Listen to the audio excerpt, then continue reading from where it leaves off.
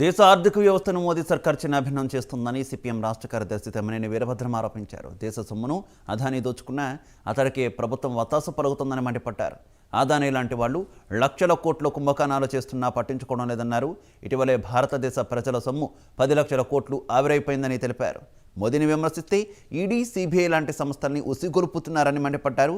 కేంద్ర రాష్ట్ర ప్రభుత్వాల వైఖరిని ఎండగడుతూ మార్చి 17న సెంట్రల్ కమిటీ పిలుపు మేరకు 3 యాత్రలను ప్రారంభిస్తున్నట్టు తెలిపారు.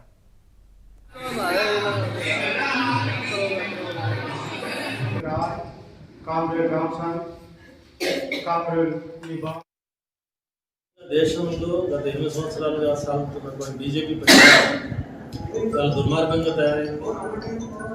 దేశ ఆర్థిక వ్యవస్థను మొత్తం చిన్నాభిన్నం చేస్తుంది. అదానీ లాంటి వాళ్ళు లక్షల కోట్ల రూపాయల కుంభకోణాలకు పాల్పడ్డారు. ఇటీవల అంతర్జాతీయ సంస్థలు బయటపెట్టిన వివరాల ప్రకారం చూస్తే ఇప్పటికే ప్రజల సొమ్ము దాదాపు 10 లక్షల కోట్ల రూపాయలు ఆవిరైపోయింది.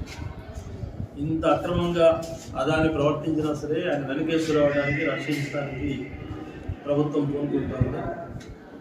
అదేవిధంగా మత కలహాలు బాగా పెంచుతున్నారు. ముస్లింలు, క్రిస్టియన్లు ఈ దేశంలో ఉండడానికి వీలు లేదనే